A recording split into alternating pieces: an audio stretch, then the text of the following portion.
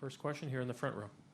Kawhi, congratulations for tonight. Valeria Rubino, V-Sport.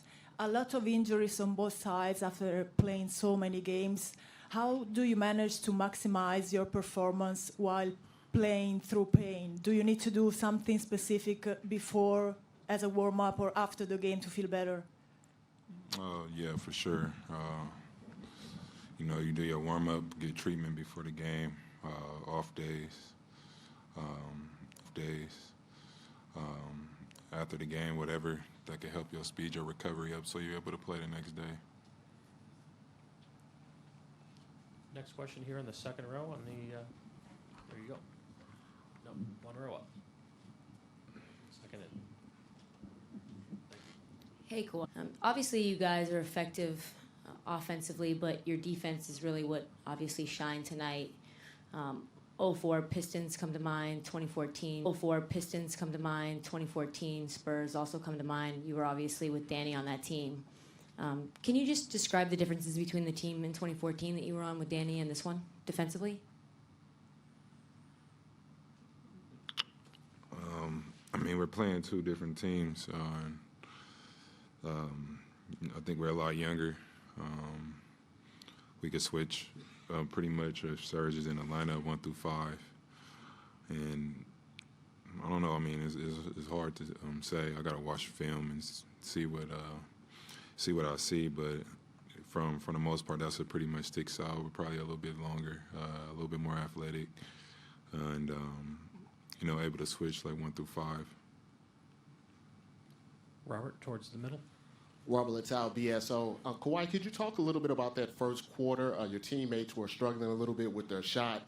You were more aggressive in that first quarter, trying to keep you guys in the game. Is that something, as kind of the leader of the team, you got a feeling that you didn't want it to get away from you on the road, and that's how you decided to come out and attack that? Yeah, and at the same time, I knew, I had faith that it was going to turn around for us. We was missing a lot of wide open shots. Obviously I was getting to my spots and shooting the ball. But like you said, as the quarter went on towards the last 4 or 5 minutes, I tried to stay as aggressive as possible, get to my spots, be confident, shoot the basketball. And, within that first quarter, I still was passing the ball. I wanted my team to still stay in a rhythm and know that I'm going to give them the ball when they're open. Davide here in the third row. Kawhi, Davide Chinellato, Gazzetta Italy. You win 3 games out of 4 against a team who is mentioned when we talk about best dynasty ever. What makes you better than them so far? It's not over yet, so I can't say that we're better. Just the key to tonight's win was pretty much, as you guys know, playing defense, and towards that second half, we started to make some shots for the game, stayed in the game. Quick follow-up. What have you seen constantly in your team that has made the difference 3 times out of 4? Like, I don't know, your determination, your ability to defend, or you guys making shots? I pretty much just said it. Our defense and, willing to stay in the game, have faith. Not put our head down, knowing that we're going to make shots. And, that's pretty much what happened tonight. Fourth row, towards the center.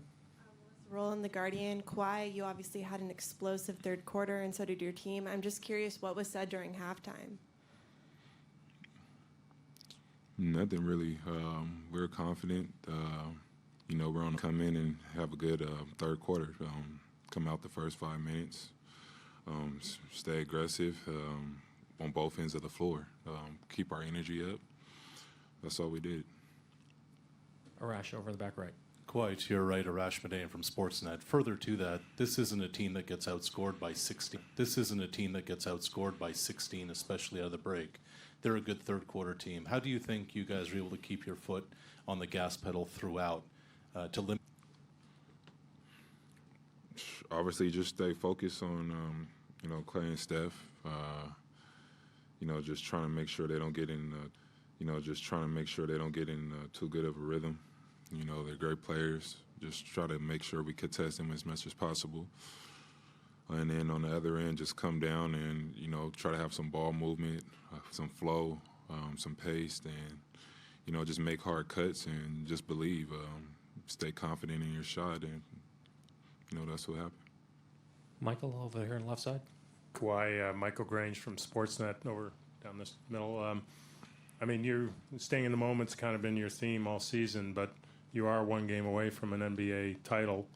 Does that sort of make it a little more difficult to stay in the moment? And how do you feel about that going into Game 5? You just got to be patient with it, you know. 2 games away, 4 games away. It doesn't matter until you get that 4th win. And, you know, we just have to stay confident in ourselves, be patient, stay confident in ourselves, be patient, don't try to rush things, and see how it plays out. Next question, back right.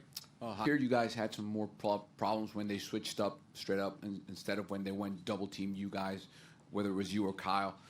Were you surprised they were not switching more, especially in that 4th quarter, just trying to double you up like that pass you had for Danny when Steph helped off the strong side corner? You're saying, was I surprised they didn't switch more and not double? No.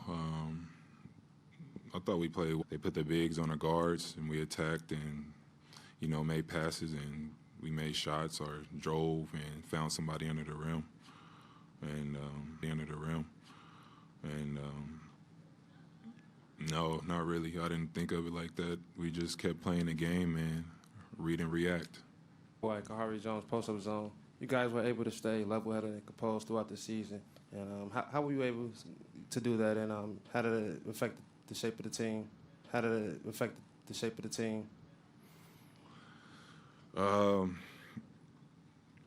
mean, just going through the season and, you know, having our ups and downs, our experiences as a team of, you know, having bad streaks of losing or winning, just, you know, within our huddle. Take those experiences and, you know, keep moving and learn from them and just all talk to each other, really, and just keep our mindset on one goal.